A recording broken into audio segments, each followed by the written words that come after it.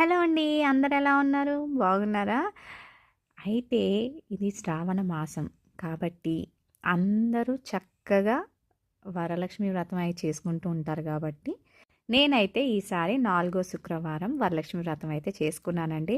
అయితే మనకి వ్రతం గానీ, పూజ గానీ ఉంటే గనక మనకి ఆ రోజే కాకుండా ముందు 4 రోజుల నుంచే పని మనకి మొదలైపోతుంది కాబట్టి దులుపుకోవడాలు, తుడుచుకోవడాలు, కడుక్కోవడాలు ఇవన్నీ ఉంటాయి కదా!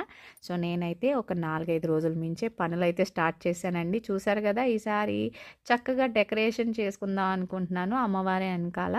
సో, అన్నీ ఏమేం కావాలో నేను ముందు ఓ 4 రోజుల ముందే చక్కగా తీసి పెట్టుకొని వాటర్‌లో 2, 3 సార్లు కడిగేసి ఇలా మీరు చేత్తో ఇదిపేస్తే యథాప్రదంగా చక్కగా పువ్వులు అలాగే ఉంటాయండి. పాడవ్వవు. సో, ఇదొక టిప్ అని అనుకోవాలి. సో, చక్కగా నాకేమేమి కావాలో కొన్నైతే నేనైతే తీసుకొని కడిగేసుకొని రెడీ పెట్టుకుంటున్నానండి. ఇది 4 రోజుల ముందు. సో, ఇలా ఆరబెట్టేసుకోవచ్చమాట. అలాగే ఎనకాల డెకరేషన్ ఐటమ్స్ కూడా ఏమేమి కావాలో అన్నీ చక్కగా కడిగైతే ముందు రోజైతే నేనైతే ఇలా పనులైతే స్టార్ట్ చేసేసుకున్నానండి వరలక్ష్మి వ్రతానికి. అలాగే మనకి ఇత్తడి సామాలు, దేవుడి దగ్గర ఉన్న సామాలు బోలెడు ఉంటాయి కదా!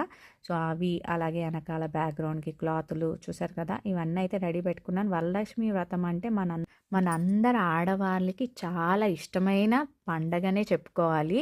నాకైతే చాలా చాలా ఇష్టం. ఎందుకంటే చక్కగా ముత్తైదువులు లక్ష్మీదేవిలాగా రెడీ అయ్యి వస్తారు. మనల్ని చక్కగా ఆశీర్వదిస్తారు కదండీ!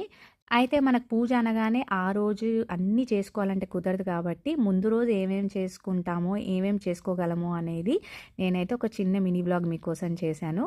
ఈ షార్ట్‌కి లింక్ చేసి పెడతాను లేదా డిస్క్రిప్షన్ బాక్స్‌లో లింక్ పెడతాను. ఇంట్రెస్ట్ ఉన్న వాళ్ళు చూసి నన్ను సపోర్ట్ చేయండి. Thank you.